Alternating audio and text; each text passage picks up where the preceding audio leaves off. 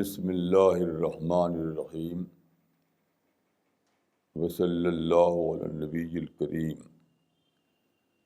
رب اشرح لی صدری ویسر لی امری واحلل عقدۃ من لسانی یفقہوا قولی۔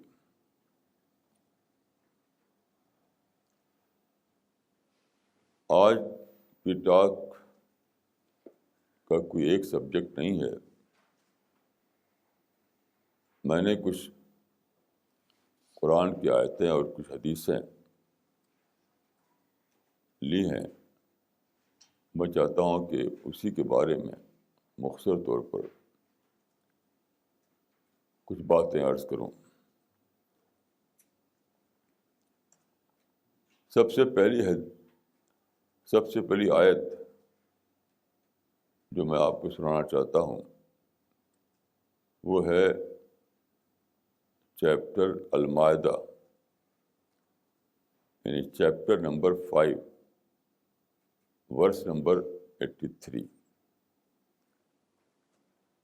اس آیت سے معلوم ہوتا ہے کہ فیتھ یا ایمان کیا ہے، یعنی وہ کون سا فیتھ ہے یا وہ کون سا ایمان ہے جو خدا کے ہاں ایکسیپٹ کیا جائے گا۔ دیکھیے، یہ جو آیت ہے تو تاریخ سے معلوم ہوتا ہے کہ کچھ لوگ عرب کے باہر سے جو کرسچن تھے وہ آئے غالباً حبش سے، تو انہوں نے مدینے میں آ کر کے رسول اللہ صلی اللہ علیہ وسلم سے قرآن سنا۔ ایک اور روایت کے مطابق انہوں نے حبش میں یعنی ابیسینیا میں سنا تھا۔ بہرحال جو قرآن بتاتا ہے وہ یہ ہے کہ وَإِذَا سَمِعُوا مَا أُنزِلَ إِلَى الرَّسُولِ تَرَىٰ أَعْيُنَهُمْ تَفِيضُ مِنَ الدَّمْعِ مِمَّا عَرَفُوا مِنَ الْحَقِّ يَقُولُونَ رَبَّنَا آمَنَّا فَاكْتُبْنَا مَعَ الشَّاهِدِينَ فَأَصَابَهُمُ اللَّهُ بِمَا قَالُوا جَنَّاتٍ تَجْرِي مِن تَحْتِهَا الْأَنْهَارُ۔ دیکھیے، یہاں پر یہ فرمایا گیا کہ یہ جو آنے والے تھے انہوں نے قرآن کی کچھ ورسز سنی تو وہ ان کا حال یہ ہوا کہ ان کی آنکھوں سے آنسو جاری ہو گئے، کیونکہ انہوں نے اس میں سچائی کی پہچان کر لی تھی۔ مما عرفوا من الحق، انہوں نے کہا کہ خدایا ہم اس پر ایمان لائے تو ہم کو گواہی دینے والوں میں لکھ لے۔ تو اللہ تعالیٰ نے ان کے ایمان کو قبول کیا اور ان کے اس قول کی وجہ سے ان کے لیے جنت لکھ دی۔ فَأَصَابَهُمُ اللَّهُ بِمَا قَالُوا۔ دیکھیے، اس میں جو بات سوچنے کی ہے وہ یہ ہے کہ مما عرفوا من الحق، they recognize truth in these verses of the Quran۔ عرفوا من الحق، اس سے کیا معلوم ہوا؟ اس سے معلوم ہوا کہ ایمان یا فیتھ کی بگننگ کہاں سے ہوتی ہے؟ یہ بگننگ ہوتی ہے معرفت سے، ریئلائزیشن سے، ڈسکوری سے۔ یہ بہت ہی امپورٹنٹ ہے اس کو جاننا۔ یعنی فیتھ کی بگننگ برتھ سے نہیں ہوتی، کسی فیملی میں کوئی پیدا ہو گیا تو اس کا ایمان بھی شروع ہو گیا ساتھ ساتھ، ایسا نہیں ہے۔ اور نہ ایسا ہے کہ کلمہ کا ریسیٹیشن، یعنی زبان سے اس کے شبدوں کو کسی نہ کسی طرح سے ریپیٹ کر دینا، اس سے بھی اسلام کی بگننگ نہیں ہوتی. اسلام کی یا فیتھ کی بگننگ ہوتی ہے معرفت سے، ریئلائزیشن آف ٹروتھ سے، ڈسکوری آف گاڈ سے. یہاں سے شروع ہوتی ہے. اور جب دیکھیے یہاں سے شروع ہوگی تو کیا ہوگا، وہ اتنا گہرا اسٹارم لائے گی آپ کے اندر، انسان کے اندر، کہ آنکھوں سے آنسو جاری ہو جائیں گے. کیونکہ دیکھیے سچائی کو پانا کیا ہے؟ سچائی کو پانا دراصل خدا کا آدمی کے قلب پر اتر آنا ہے. قرآن میں ہے کہ حضرت موسیٰ کے زمانے میں جب حضرت موسیٰ نے کہا کہ میں تجھ کو دیکھنا چاہتا ہوں، تو خدا کی تجلی طور ماؤنٹین پر آئی. اور کیا ہوا کہ ماؤنٹین تو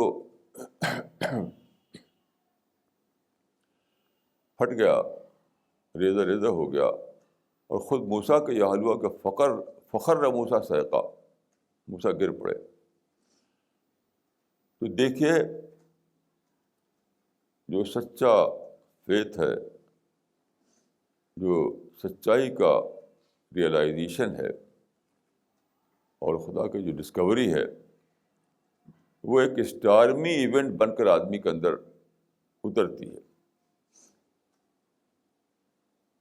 آدمی کے اندر ایک ریولوشن آ جاتا ہے. یہ ہے بگننگ آف ایمان، یہ ہے بگننگ آف اسلام. اور اسی طرح کی جو بگننگ ہے اسی کا اینڈ ہے یہ کہ آدمی کو پیراڈائز ملے. یہ جو بگننگ ہے، جو اس بتائی گئے یہاں پر، یہ چیپٹر نمبر 5 ورس نمبر 83 میں آپ پڑھ سکتے ہیں. اس میں بگننگ اور اینڈ دونوں بتا دیا گیا ہے. یعنی جس کا فیتھ یہاں سے شروع ہوا تو کیا ہوگا کہ وہ ایک ایسا سفر، ایک ایسی جرنی شروع ہو جائے گی اس زندگی میں جو آخر کار اس کو پیراڈائز میں پہنچائے گی.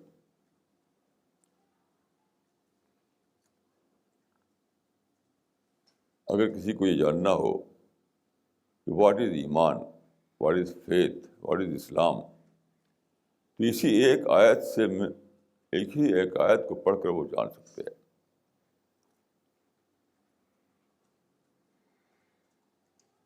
اسی ایک آیت کا پڑھنا اس کے لیے کافی ہو سکتا ہے.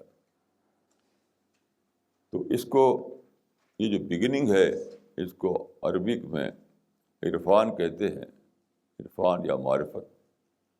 اردو میں کہتے ہیں دریافت، انگلش میں اس کو کہیں گے آپ ڈسکوری یا ریئلائزیشن.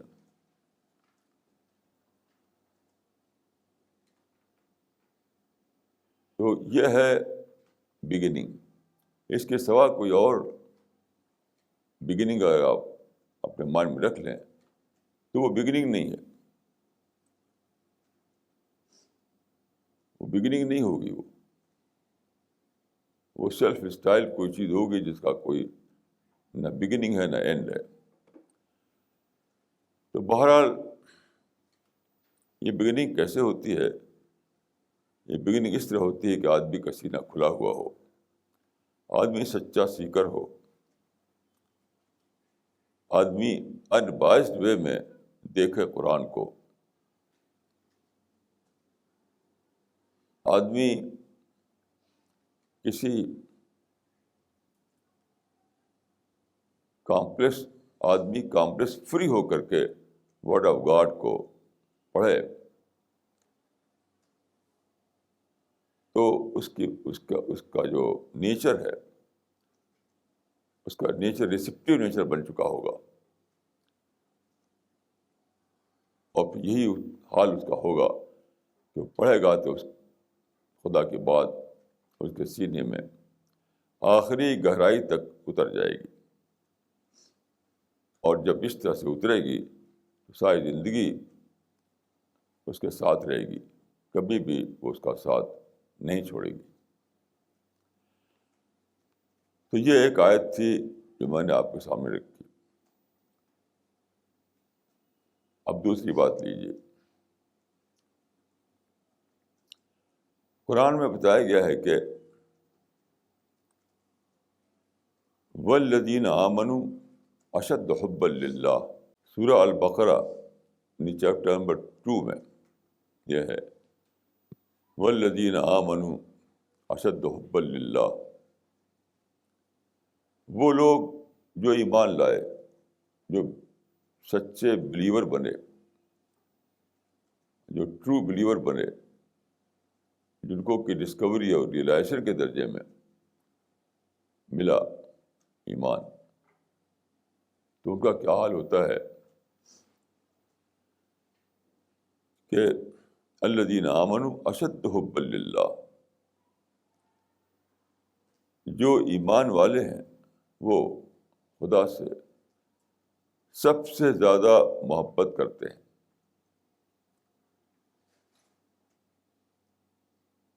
وہ خدا سے سب سے زیادہ محبت کرتے ہیں، یعنی تمام چیزوں میں خدا ان کے لیے سب سے زیادہ محبوب چیز بن جاتا ہے۔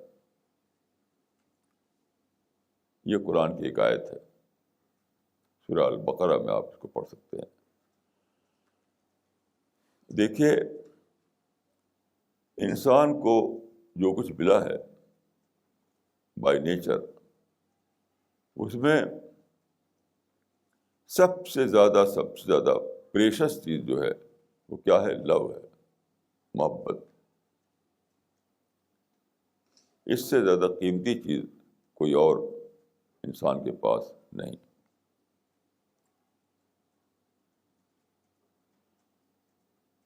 اس کا مطلب کیا ہے؟ جب ایک آدمی خدا کو اس کی اصل حیثیت میں ڈسکور کرے کہ وہ میرا کریٹر ہے، وہ میرا سسٹینر ہے، اسی سے ساری بلیسنگ اسی کی طرف سے ہے، وہ آل مائٹی ہے۔ جب آپ خدا کو اس کی جو ایٹریبیوٹس ہیں اس کے ساتھ ڈسکور کریں گے تو اس کا بالکل اٹ از بٹ نیچرل کہ ایسا ہوگا کہ خدا آپ کا سب سے بڑا کنسرن بن جائے گا، سپریم کنسرن، اور آپ کے دل میں خدا ہی کے لیے جو یہ لو کے جو سینٹیمنٹ ہیں، محبت کے جو جذبات ہیں، وہ ابل پڑیں گے صرف خدا کے لیے۔ ظاہر ہے کہ آپ سوچئے، خدا کی ڈسکوری کے بعد اگر ایسا ہو کہ آپ کے پاس جو سب سے پریشس چیز ہے لو، وہی آپ خدا کو نہ دیں تو آپ نے کچھ بھی نہیں دیا خدا کو، کچھ بھی نہیں دیا۔ آپ غور کیجئے، کتنی سیدھی بات ہے، کتنی فطری بات ہے، بالکل انڈرسٹینڈیبل بات ہے کہ خدا جو آپ کا کریٹر ہے، آپ کا سسٹینر ہے، سب کچھ اسی سے آپ کو ملا ہے، ہر مومنٹ، تو وہ آپ کو ڈسکور ہو جائے تو ایسا ہو نہیں سکتا ہے کہ آپ کی سب سے بڑی چیز جو ہے وہی نہ دیں آپ اس کو، یعنی لو۔ تو فرمایا کہ والذین آمنوا اشد حبا للہ، جو ایمان والے لوگ ہیں وہ خدا سے سب سے زیادہ محبت کرتے ہیں۔ دیکھیے اس سے کیا معلوم ہوا، اس سے ایک بہت بڑی چیز معلوم ہوئی، وہ ہے criterion of faith. Criterion of faith یعنی کوئی آدمی اگر یہ جاننا چاہے کہ مجھ کو ایمان ملا کہ نہیں ملا، مجھ کو فیتھ ملا کہ نہیں ملا، مجھ کو خدا کی ڈسکوری ہوئی یا نہیں ہوئی، کوئی یہ جاننا چاہے تو اس کا کرائیٹیرین یہ ہے کہ اپنے دل میں وہ جھانکے، خود اپنے دل میں، اور دیکھے کہ کیا سچ مچ خدا ہی اس کا سب سے زیادہ محبوب بن گیا ہے، کیا سچ مچ خدا ہی اس کا سب سے زیادہ کنسرن بن گیا ہے، کیا ایسا ہوا ہے کہ محبت کے جو جذبات ہیں، محبت کا جو انسان کے اندر جو سینٹیمنٹ ہے وہ سب سے زیادہ خدا کی طرف مائل ہو گیا ہے۔ یہ ہے کرائیٹیرین، یعنی وہ ایمان جس کو خدا ایکسیپٹ کرے گا۔ اس دنیا میں خدا ظاہر نہیں ہوتا، لیکن جو ڈے آف ججمنٹ ہے تب خدا سامنے آ جائے گا۔ وہ دن ہوگا جب کہ خدا کسی کے ایمان کو ایکسیپٹ کرے گا اور کسی کے ایمان کو ریجیکٹ کر دے گا۔ تو یہ اس کا کرائیٹیرین کیا ہوگا؟ یہ ہوگا کہ جس نے خدا سے سب سے زیادہ محبت کی ہوگی، یعنی اپنے محبت کے جذبات کو سب سے زیادہ خدا کے لیے خاص کر دیا ہوگا، تو وہ خدا کے ہاں ایکسیپٹ کر لیا جائے گا، ورنہ وہ ریجیکٹ کر دیا جائے گا۔ اس سے یہ معلوم ہوتا ہے والذین آمنوا اشد حبا للہ۔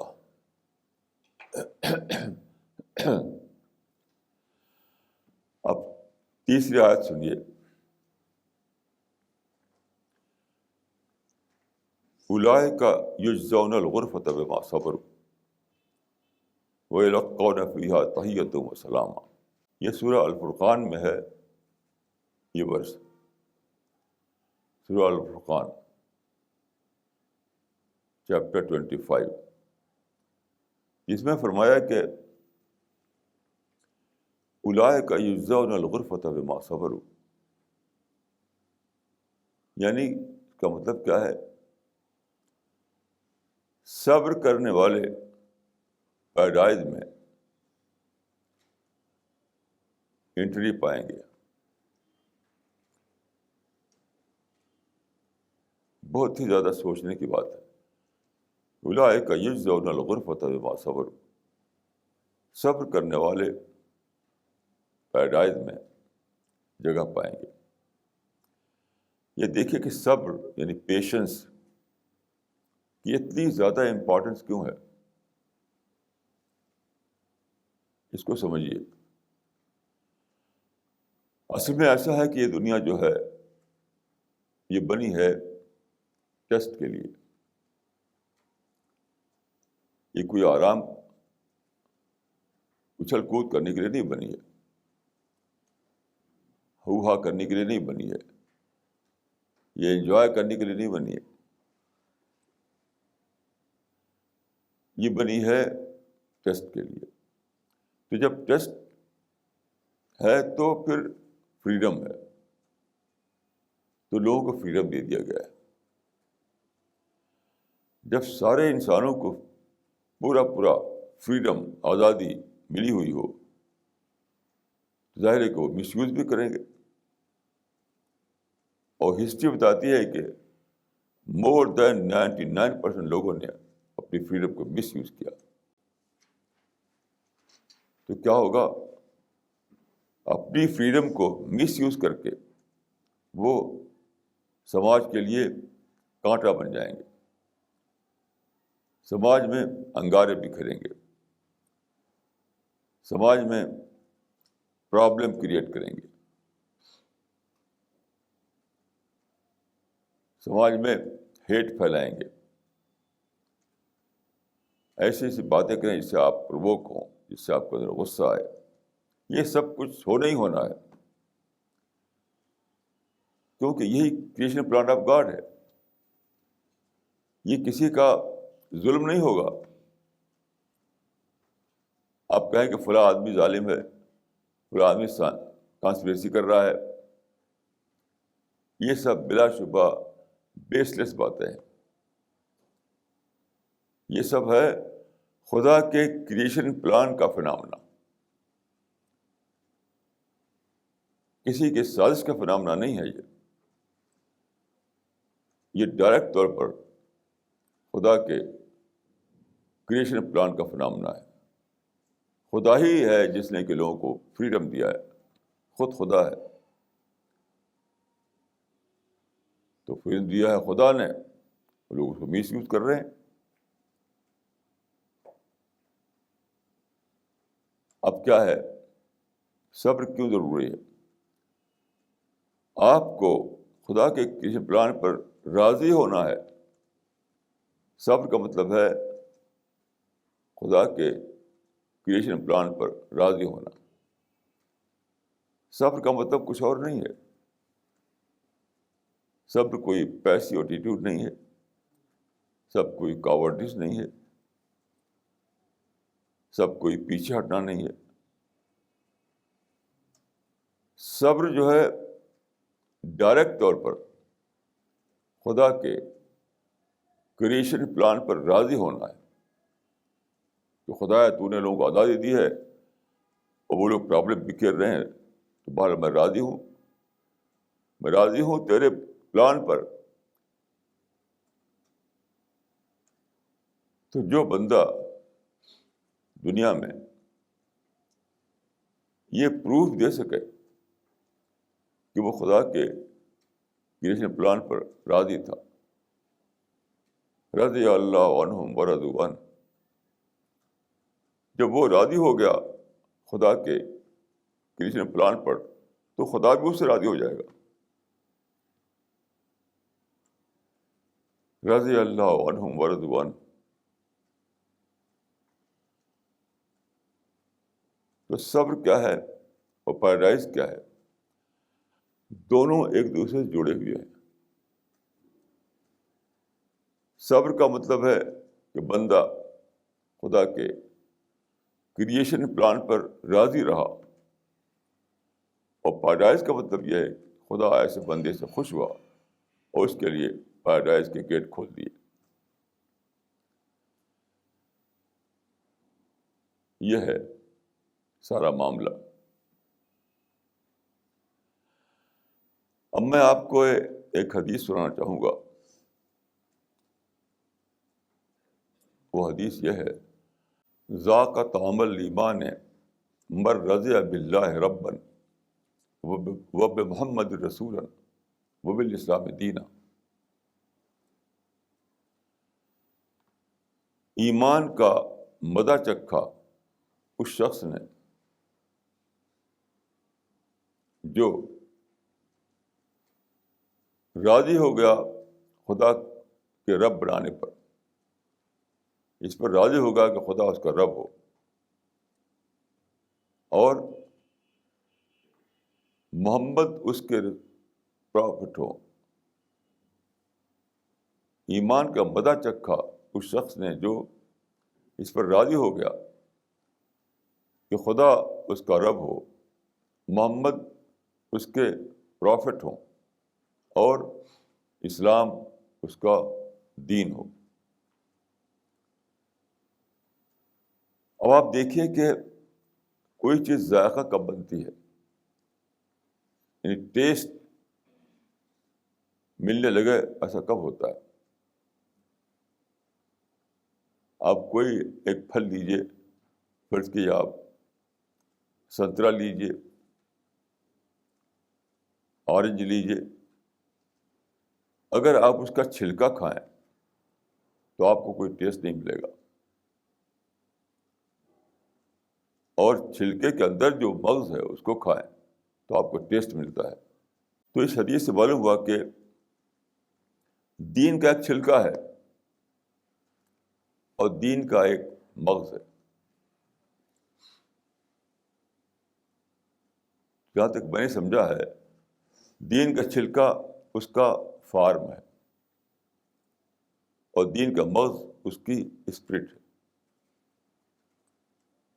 آپ کو اگر دین فارم کی سطح پہ ملا ہو، فارم، تو اس میں آپ کو کوئی ٹیسٹ نہیں آئے گا، کوئی ذائقہ نہیں ملے گا۔ لیکن اگر آپ کو دین اسپرٹ کے لیول پہ ملا ہو تو پھر وہاں دین آپ کے لیے ایسی چیز بن جائے گا جس میں آپ کو ٹیسٹ ملے، جس میں آپ کو ذائقہ ملے۔ پھر دیکھیے کہ خدا کو رب بنانا ذائقہ بن جائے، یہ کیسے ہوگا؟ یہ کوئی مسٹیریس وے میں نہیں ہوگا، کیونکہ مسٹری نہیں ہے، یہ کوئی پراسرار بات نہیں ہے، یہ مسٹیریس وے میں نہیں ہوتا ہے۔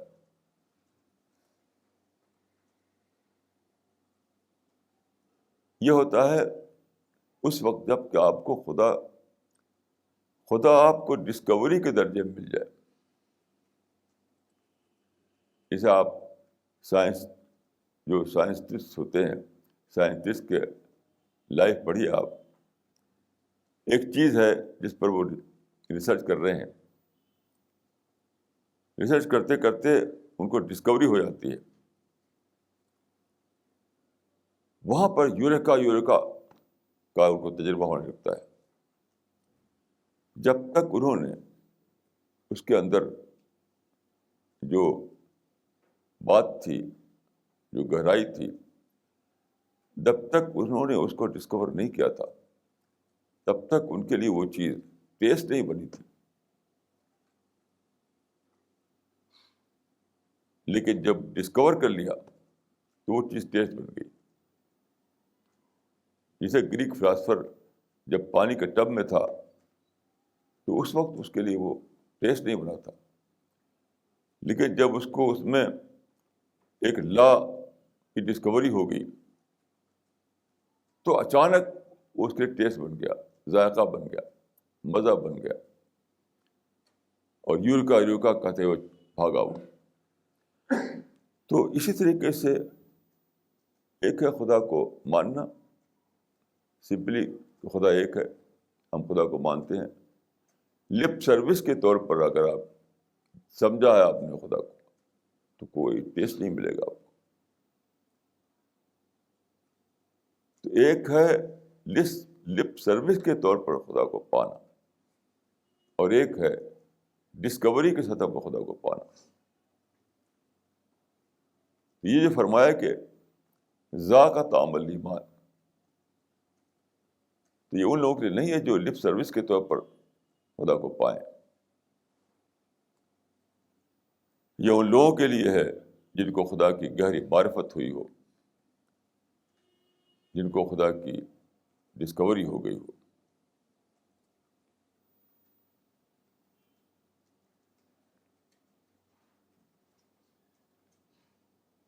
اس کو آپ غور فرمائیے۔ جیسے قرآن میں ہے، انما المؤمنون الذین اذا ذکر اللہ وجلت قلوبہم واذا تلیت آیاتہ زادتہم ایمانا۔ یعنی ایمان کا یہاں پر بتایا گیا حال کہ جب قرآن پڑھایا تھا ان کے سامنے تو ان کے دل دہل اٹھتے ہیں۔ سمپلی ریسیٹیشن اگر ہو بلا سمجھے بوجھے شبدوں کا تو دل تھوڑی دہلیں گے.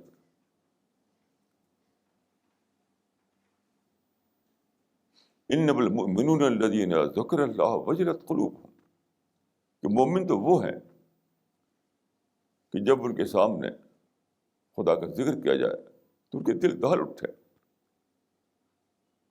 اور جب ان کے سامنے قرآن کی آیتیں پڑھی جائیں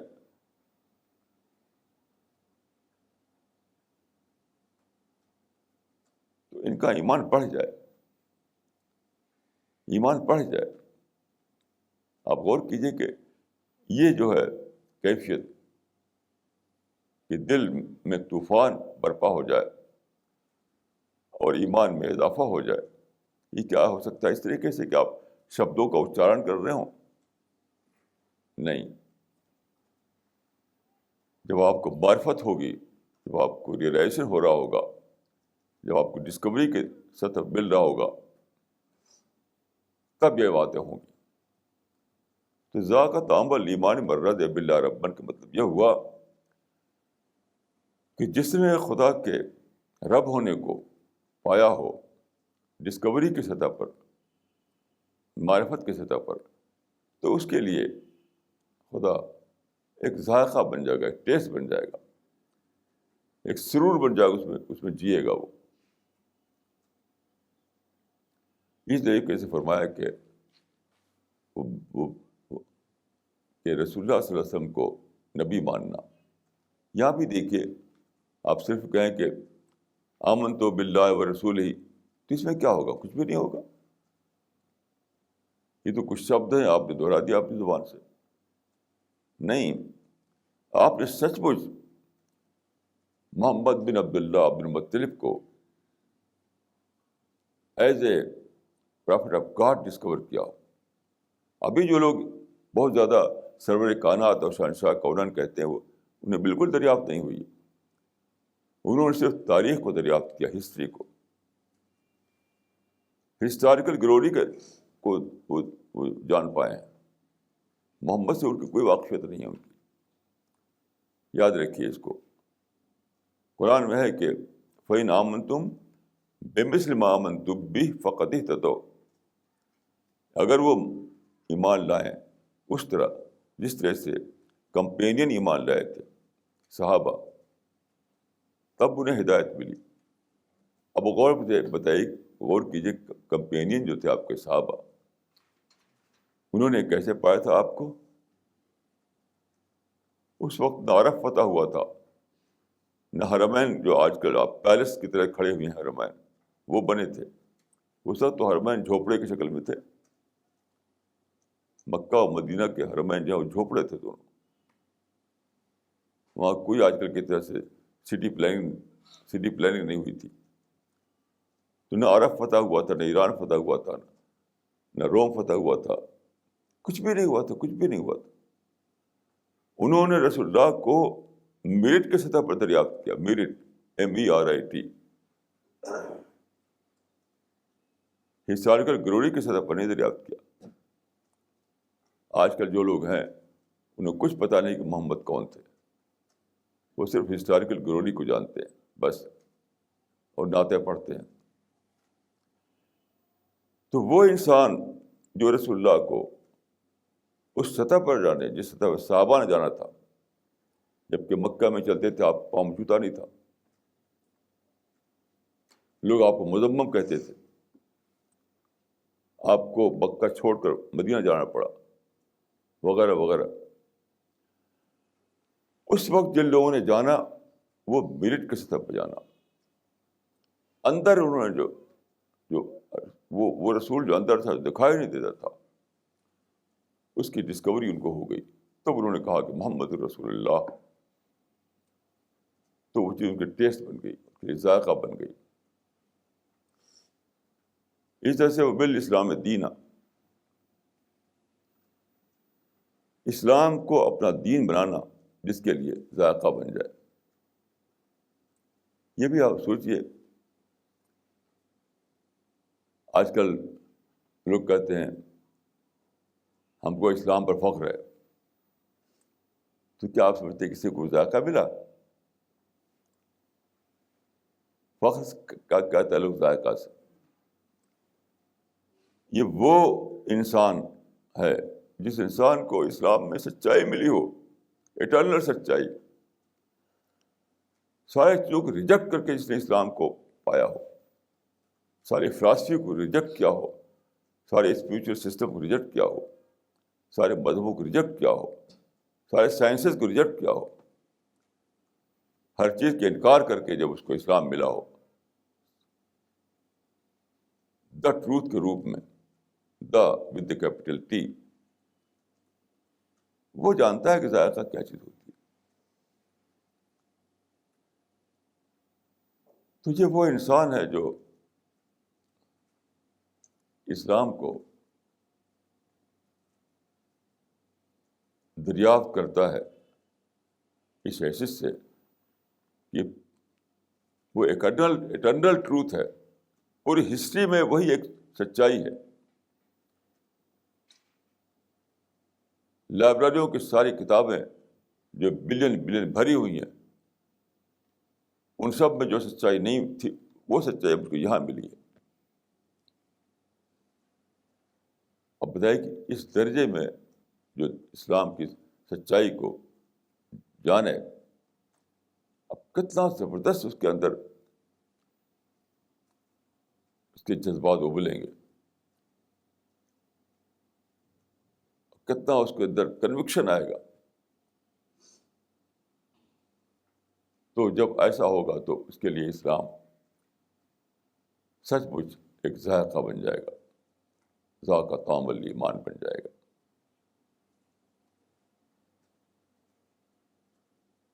تو اس کو اچھی طرح سمجھ لیجئے کہ خدا کو پانا، رسول اللہ کو پانا، یہ اسلام کو پانا، وہی معتبر ہے، وہی خدا کے یہاں ایکسیپٹیبل ہے جو اس درجے میں ملے کہ وہ آدمی کے لیے ذائقہ بن جائے۔ اس سے زیادہ ٹیسٹی کوئی چیز نہ رہے آدمی کے لیے، ہر دوسرے ٹیسٹ جو ہے وہ ختم ہو جائے، ہر دوسرے ٹیسٹ۔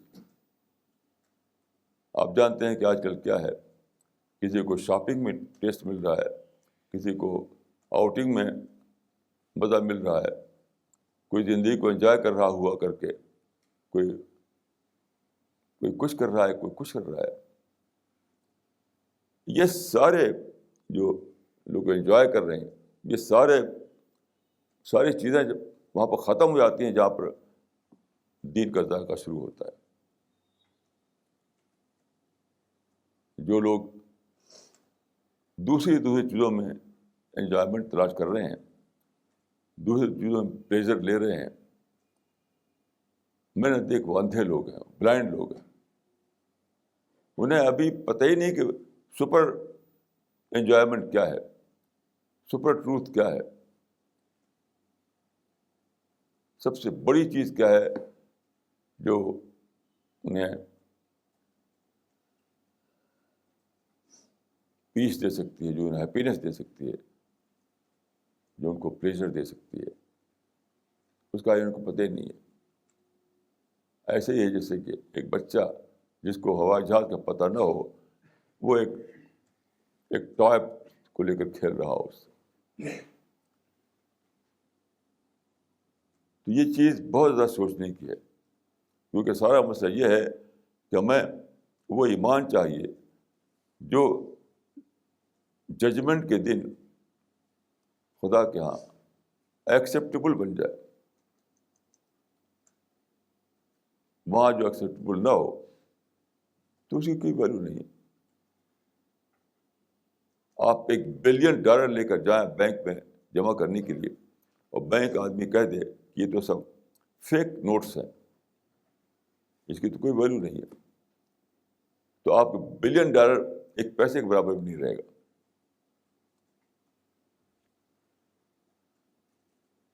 تو وہ ایمان جو خدا کے یہاں مانا جائے وہی ایمان ہے۔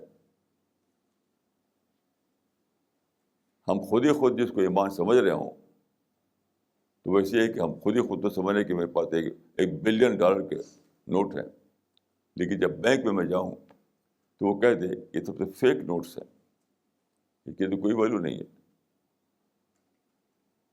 تو بینک کے کہنے پر اس کی ویلیو بنے گی. اس طرح سے ایمان کی ویلیو جو ہے، ایمان وہ ہے قیمت والا جو خدا کے ہاں ویلیوبل ٹھہرے. جو ایمان یا اسلام خدا کے ہاں ویلیوبل نہ ٹھہرے اس کی کوئی قیمت نہیں، اس کی کوئی قیمت نہیں. اس کے ذریعے سے ہم کو نہ تو پیراڈائز ملے گی نہ خدا کی بلیسنگ ملے گی. اقول قولی ھذا واستغفر اللہ لی ولکم اجمعین.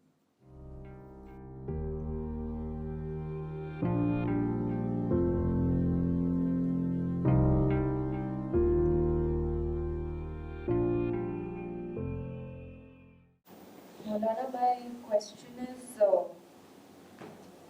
how to deal with very close family members who very strongly believe in the form and not the spirit.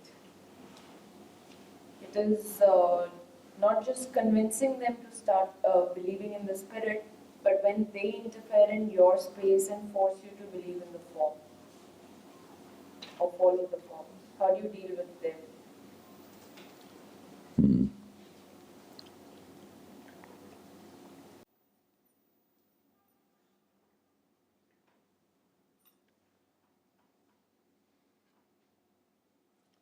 دیکھیے یہ کسی فیملی کا پرابلم نہیں ہے، یہ تو ایک یونیورسل پرابلم ہے. آپ فیملی میں ہیں یا فیملی کے باہر ہیں، پھر بھی ہیں آپ ایک انٹرنیشنل کمیونٹی میں ہیں، تو فیملی اسی انٹرنیشنل کمیونٹی ہی کا ایک پارٹ ہے. تو سارے لوگ جی رہے ہیں فارم میں، ہوا کلچر میں. ہوا کلچر بھی کیا، وہ بھی فارم ہے، اور جھوٹے پلیجر میں ہر ایک آدمی جھوٹے پلیجر میں دوڑ رہا ہے. ایک آدمی سے میں بتاتا ہوں آپ کو قصہ. ایک آدمی میری ملاقات ہوئی، وہ باپ سے اس کو کافی پیسہ ملا تھا. تو کیا ہوا، دو بھائی تھے. تو ایک بھائی نے کہا کہ مجھے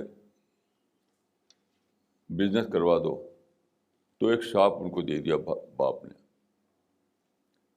اور جو وہ تھا اس نے ایک بیوٹیفل لڑکی کہیں سے مل گئی ان کو، اس سے شادی کی اور اس سے کہا کہ مجھے فارم ہاؤس دے دو. تو باپ نے ایک بیٹے کو فارم ہاؤس دے دیا، ایک بیٹوں کو ایک بہت اچھی دکان ویل اسٹیبلش دے دی. وہ آدمی جا کر رہنے لگا اپنے فارم ہاؤس میں اپنے بیوٹیفل بیوی کو لے کر کے. میں خود ملا ہوں اس فارم میں جا کر اس سے، شاید ابھی زندہ ہو وہ، جب کہ غالباً 15 سال بیت چکے تھے اس کو اس بیوی کے ساتھ رہتے ہوئے. میں نے پایا کہ نہ تو بیوی کے چہرے پر مسکراہٹ تھی، نہ اس کے چہرے پہ اسمائل، نہ اس کے چہرے پہ اسمائل.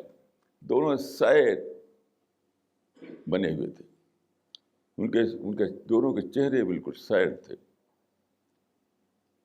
میں بوڑھا آدمی ان سے زیادہ خوش دکھائی پڑتا تھا ان کو. بلکہ اس نے پوچھا بھی کہ ہم جوان ہیں، ہمیں خوشی نہیں، آپ بوڑھے، آپ کتنا خوش دکھائی پڑ رہے ہیں. تو لوگ پھنسے ہوئے ہیں کسی نہ کسی جھوٹے چیزوں میں، چاہے فیملی کے بانڈ ہو، جھوٹی ٹریڈیشنس ہوں، یا کوئی ہر انگلی باندھے رہتا ہے بڑا ڈائمنڈ. میں کہتا ہوں یہ اینیمل ہے کہ انسان ہے؟ یہ مجھے فری دے تو میں فری بھی نہیں پہنوں گا اس کو. یہ اینیمل یہ رنگ ہوتے ہیں ڈائمنڈ والے، فری آف مجھے دے تو میں نہیں پہن سکتا اس کو. اس لیے کہ مجھے اپنے سے یعنی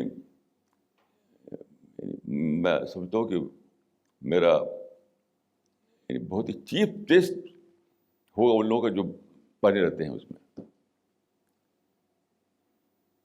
تو فیملی کچھ نہیں, نہ انٹرنیشنل کمیونٹی کچھ نہیں, آدمی خود ہی اپنے کو اٹھا نہیں پاتا ہے, خود اپنے کو اٹھا نہیں پاتا ہے. اٹھاتا کب ہے؟ جب سارا ٹائم ختم ہو چکا ہوتا. جیسے وہ جو بتایا میں نے آپ کو, وہ ایگزاسٹ ہو چکے تھے, اب کچھ ان کے اندر کوئی نیا انیشیٹو لینے کی طاقت نہیں تھی. ایک فارم ہاؤس میں پڑے رہتے تھے اور بالکل ایگزاسٹ ہو کر کے.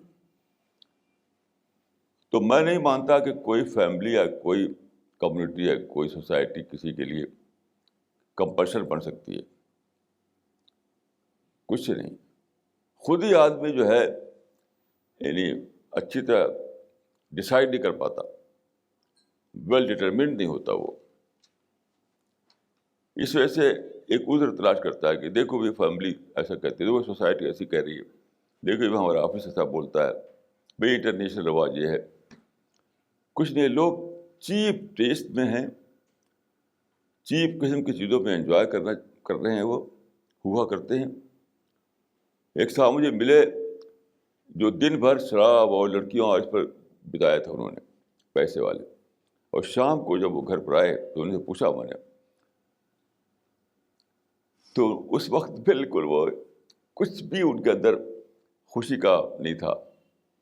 ایک اور صاحب مجھے ملے جو 10 سال تک انہوں نے خوشیاں منائی تھی, باپ نے پیسہ دے دیا تھا. اس دلی کی بات ہے. 10 سال کے بعد میری ملاقات ہوئی, میں نے کہا کہ جو خوشیاں آپ نے منائی ہیں, کیا وہ اس کا اسٹور ہے آپ کے مائنڈ میں کہیں؟ ابھی بھی اس کو انجوائے کر سکتے ہیں, اس خوشی کو, 10 سال کی خوشی کو. 10 سال کی خوشی کہیں اسٹور ہے آپ کے مائنڈ میں؟ معلوم ہے کچھ بھی نہیں. وہ 10 سال کی خوشی چلی گئی کہیں, پتہ نہیں, آج تو کچھ بھی نہیں اس میں سے. تو جھوٹی خوشیوں میں جی رہے ہیں لوگ, اور فیصلہ نہیں کر پاتے کہ ہم اس بانڈ سے نکلیں, اور اسی مر جاتے ہیں. کہ کتنا بڑا لاس ہے کہ آدمی ایک گولڈن چانس کو کھو رہا ہے کہ مرنے کے بعد اس کو اس کے ڈیزائر کا فلفلمنٹ ملے, مرنے کے بعد اس کو ایٹرنل خوشی ملے. اس چانس کو کھو رہا ہے آدمی کچھ جھوٹے ایکسکیوز کو لے کر کے. تو میں تو نہیں مانتا بھائی یہ سب بات. Marana, you talked about that verse in Quran which says that people who do patience will enter paradise. Now, whenever we talk of patience to people, they say that patience is fine, but only up to a limit. So, what is your observation on that? دیکھیے, patience کی کوئی limit نہیں ہے, کوئی limit نہیں ہے. Patience تو unlimited طور پر ہمیں کرنا ہے. مجھے آپ دیکھ لیجیے, اتنی لمبی عمر ہوگی, میں زندگی میں پیشنس ہی جیتا رہا ہوں. صبر. میرے باپ نے مجھے دیا تھا فارمولہ, صبر بدلے میں دائم. میرے باپ کا ڈیتھ ہوئی ہے 1929 میں, دسمبر 1929 میں ڈیتھ ہوئی ہے. اس وقت انہوں نے فارمولہ دیا تھا, صبر بدلے میں دائم بھشت پائم. اس وقت سے آج تک میں صبر کر رہا ہوں. اس بیچ میں سمجھتا ہوں کہ کم از کم 100 سے زیادہ ایسے واقعات ہوئے ہیں جس پر کہ آدمی لڑ جاتا ہے. میں نہیں لڑا. کیا میں صبر کرنے سے مر گیا, میں ختم ہو گیا, میں کیا میری ترقی رک گئی؟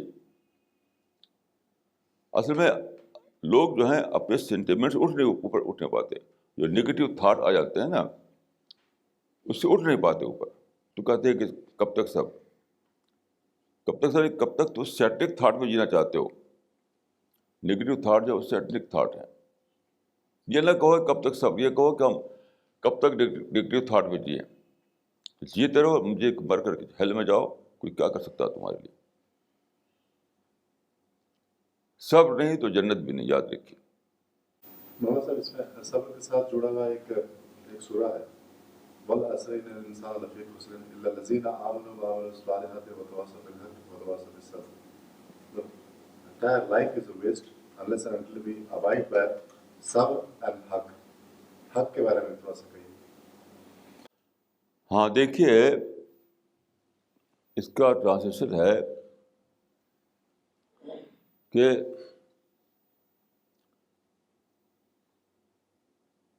history is witness that man is in loss except those وہی ہیں جو ایمان لائے اور جنہوں نے صحیح عمل کیے اور ایک دوسرے کو حق کی اور صبر کی نصیحت کی. دیکھیے، حق اور صبر جڑے ہوئے ہیں ایک دوسرے سے. اگر آپ حق کا یعنی ٹروتھ کا میسیج لے کر اٹھیں تو آپ کو صبر ہی صبر کرنا ہے. جو آدمی صبر نہ کرنا چاہے تو اس کو اس بات کا کریڈٹ نہیں مل سکتا کہ وہ سچائی کا میسنجر بن کھڑا ہوا، سچائی کو اسے پہنچایا لوگوں تک. کیونکہ جو سچائی کا میسج پہنچائے تو اس کو صبر ہی کرنا ہے. کیونکہ لوگ جو ہے اس کو، ایک واقعہ مجھے بہت پسند ہے مولانا الیاس صاحب کا. وہ میوات میں گئے، بہت پہلے کی بات ہے. تو ایک جاہل میواتی سے کہا انہوں نے کہ تم کو کلمہ یاد ہے؟ تو اس نے ان کو ٹھکیل دیا ان کو کہ تم کون ہو ہم سے کلمہ پوچھنے والے. تو بیچارے گر پڑے زمین پر، دبلے سے تھے وہ. تو اٹھے وہ، کوئی شکایت نہیں، کوئی غصہ نہیں، کچھ بھی نہیں. انہوں نے کہا کہ بھائی ٹھیک ہے، جو تم کو کرنا تھا کر چکے، اب میری بات سنو. یہ ہے دائی کا طریقہ. دائی کو انلیٹر پر صبر کرنا پڑتا ہے. حق کا میسج لے کر اٹھے ہیں آپ تو جان لیجیے کہ آپ کو صبر ہی کرنا ہے. وداؤٹ صبر دیر از نو دعویٰ. یہ ہے فارمولہ. دونوں ایک دوسرے سے جڑے ہوئے ہیں. ایک کامن مین کے لیے بھی صبر اتنا ہی ضروری ہے جتنا ایک دائی کے لیے. ہاں، صبر دائی کے لیے تو بے حد ضروری ہے، ایک کامن مین کے لیے بھی اتنا ہی ضروری ہے. ہاں، صبر کامن مین کے لیے بھی اتنا ہی ضروری ہے. اس لیے کہ دائی کے لیے اصل چیز ہے کہ جو لا آف نیچر ہے وہی بیس کرتا ہے صبر پر. تو کوئی بھی اچیومنٹ بغیر صبر کا نہیں ہو سکتا ہے. جارج بش نے صبر نہیں کیا تو امریکہ کو کیا ملا؟ کچھ بھی نہیں ملا.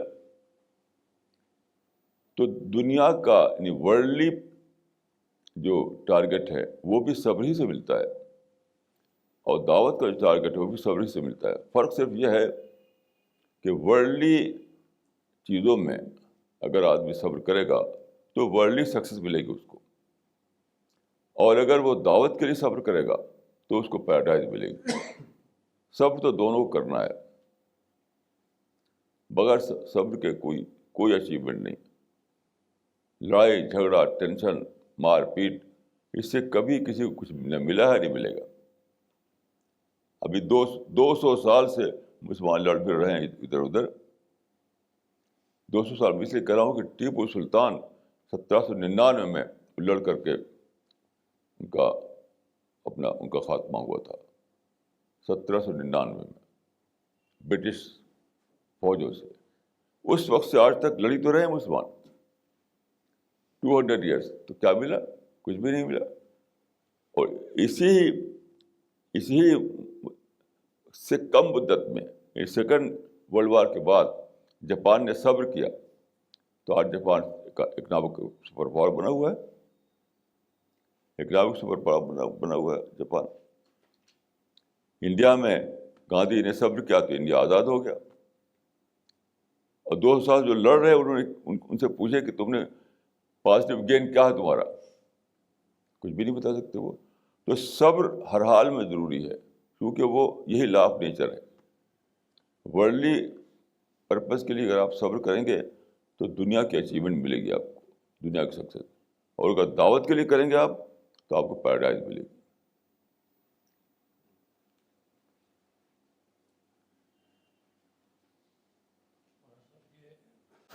ہے کہ جو انقلاب جو ہے وہ ہمیشہ منارٹی کے ذریعے آتے ہیں. یہ انقلاب جو جتنے بھی دنیا میں آئے ہیں وہ سب منارٹی کے ذریعے سے آئے ہیں.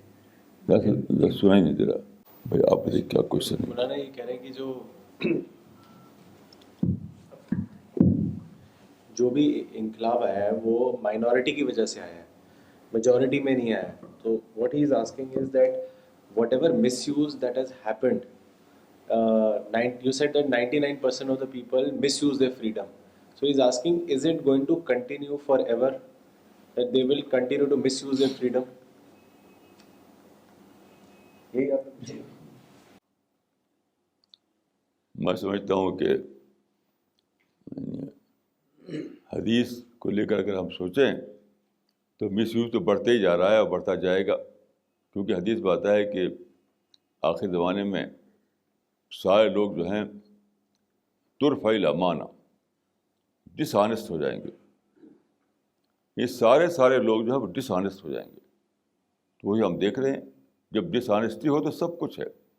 ڈس آنیسٹی جو ہے جہاں آ جائے تو ساری ایول وہاں پر آ گئی, ساری ایول. آج کل میں دیکھتا ہوں کہ ہر طرف ڈس آنیسٹی پھیلی ہوئی ہے, آنیسٹ انسان کہیں دکھائی نہیں پڑتا. تو فریڈم کا مس یوز جو ہے وہ بڑھتے جا رہا ہے. کیوں؟ پہلے کا انسان, اس کے سامنے اپرچونیٹی بہت زیادہ نہیں ہوتی تھی. یعنی فریڈم کی مس یوز کرے, کہیں ڈاکہ ڈالے تو بہت وہ 1500 کماتا وہاں سے نکال پاتا تھا. اب تو بینک میں ڈال کے بل اٹھا لاتے ہیں. اب جتنا آدمی بھی فریڈم مس یوز کر کے حاصل کر پاتا ہے اتنا پہلے نہیں حاصل کر پاتا تھا. تو ظاہر ہے کہ مس یوز تو بڑھے گا, گھٹے گا کیوں؟ جب ٹیمپٹیشن بڑھے گا تو مس یوز ہی بڑھے گا. یہ ہم دیکھ رہے ہیں. گھٹے کا تو کوئی سوال مجھے نظر نہیں آتا. مولانا میرا ایک سوال ہے کہ جو خدا کی رحمت ورڈ یوز کیا جاتا ہے وہ بلیسنگ کے سینس میں ہوتا ہے, لیکن مسلمس میں بہت سارے ایسے علماء ہیں جو پروفٹ کے لیے جو کہا گیا ہے رحمت للعالمین, کہ وہ پورے کائنات کے لیے رحمت بن کے آئے, تو اس رحمت کو وہ یہ سمجھ کے دلیل دے دیتے ہیں کہ جیسے خدا سے مانگتے ہیں اس طرح سے پروفٹ سے مانگنا بھی جائز ہے, کیونکہ وہ بھی پورے ورلڈ کے لیے رحمت بن کے آئے ہیں. تو what is the Islamic perspective on this thing? یہ عقیدہ بلا شبہ جھوٹا عقیدہ ہے. جو لوگ ایسی باتیں کہتے ہیں ان کی میں سمجھتا ہوں کہ کیسے ان کی ہمت پڑتی ہے کہ قرآن اور حدیث پر ایسے جھوٹ بولیں. وہ رحمت اللہ علیہ مطلب یہ تھوڑی ہے کہ آسمان اور سورج چاند کے لیے رحمت تھے. وہ یہ مطلب ہی نہیں ہے. یہ جھوٹا مطلب نکال رکھا ہے کہ گلیکسی کے لیے رحمت ہے. وہ رحمت اللہ نے کہنا ہے کہ آپ کا جو میسج جو ہے وہ یونیورسل میسج ہے, بس یہ مطلب ہے.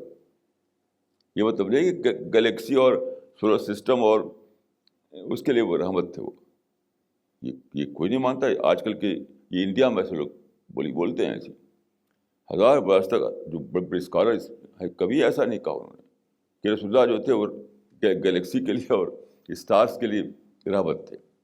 بلا شبہ ایک جھوٹی بات ہے, یہ کوئی شک نہیں. رحمت اللہ عالمین کا مطلب یہ ہے کہ رسول اللہ کے ذریعے اللہ تعالیٰ نے جو دین بھیجا ہے وہ یونیورسل دین ہے. یہ بھی سوال یہ ہے کہ اس کا مطلب یہ نہیں کہ رسول اللہ کوئی دوسروں سے افضل تھے, یہ مطلب نہیں ہے. افضل اس سینس میں کہ آپ کا دین پریزرو رہے گا, عالم تک پہنچے گا, یہ بھی سمجھ لیجیے. ورنہ آپ کا دین بھی وہی دین ہے جو پچھلے لوگوں کا دین تھا. پچھلے لوگوں کا دین بھی جو تھا وہی رسول اللہ کا بھی دین ہے. ایسا نہیں کہ ان کا دین کم تھا ان کا دین زیادہ ہے, ان کا دین لوکل تھا ان کا دین جو ہے یونیورسل. یہ بہتر مطلب نہیں ہے, یہ ہر مطلب نہیں ہے. مطلب صرف یہ ہے کہ پچھلے لوگوں کے زمانے میں دین پرزرو نہیں رہا تو تھوڑے دن رہ کر کے وہ ختم ہو گیا, وہ کنٹینیو نہیں رہا ہسٹری میں. ہسٹری میں وہ کنٹینیو اس لیے نہیں رہا کہ پرزرو نہیں رہا وہ. اب چونکہ پرزرو ہو گیا ہے تو ہسٹری میں وہ کنٹینیو ہوا ہے. کنٹینیو ہوتے ہوتے ابھی بھی دیکھیے پورا نہیں پہنچا ہے. اب ملٹی میڈیا کے ذریعے ہم کوشش کر رہے ہیں کہ گھر گھر پہنچ جائے, حالانکہ گھر گھر نہیں پہنچا تھا اب تک. تو ایک پروسیس کے روپ میں پہنچ رہا ہے وہ. رسول اللہ کا دین جو ہے لایا ہوا پریزرو ہو کر کے بھی پروسیس کے روپ پہ چلا. ایسا نہیں کہ اچانک پہنچ گیا سب جگہ, ابھی بھی نہیں پہنچا ہے. اب ہم کوشش کر رہے ہیں کہ انشاءاللہ گھر گھر پہنچ جائے. تو ایک 1000 سالہ ایک پروسیس تھا جو چلا ہے. ان سے بات جو لوگوں نے جو عقیدے بنا رکھے ہیں, اس عقیدے کا نہ قرآن سے تعلق ہے نہ حدیث سے تعلق ہے. یہ تو بچتا ہوں کہ یعنی عقل سے بھی تعلق نہیں اس کا, قرآن حدیث سے کیا تعلق ہوگا. مولانا پھر یہ وسیلے والا جو کانسیپٹ ہے یہ کہاں سے آ گیا؟ دیکھیے وسیلہ والا کانسیپٹ بالکل فالس ہے, بیس لیس ہے. وسیلہ کے معنی قرآن میں ہوتے قربت. قربت یعنی قربت تلاش کرنا, اور وسیلہ کے معنی ذریعے, سورس نہیں ہے. اردو ہم کہتے ہیں نا سورس کے معنی میں وسیلہ کا لفظ بولتے ہیں. سورس کا مطلب ہے ہی نہیں وسیلہ کا. وسیلے کے معنی قربت, یعنی خدا دعا سے کرو خدا مجھے تیری قربت ملے. اس کی بیسٹ ایگزامپل قرآن میں ہے, یعنی فیرو کے بیوی کی دعا, رب ابن لی بیتا عندک فی الجنہ, اے رب تو میرے لیے اپنے قریب ایک گھر بنا دے. یہ ہے خدا کی قربت تلاش کرنا. باقی کچھ سورس ہے, اس سورس کے تھرو خدا تک پہنچنا ہے, یہ 100% بیس لیس ہے. کوئی ثبوت نہ قرآن میں ہے نہ حدیث میں, کوئی وسیلہ نہیں ہے اس سینس میں, یعنی سورس کے سینس میں. What is the literal meaning of qurbat? Nearness. Nearness.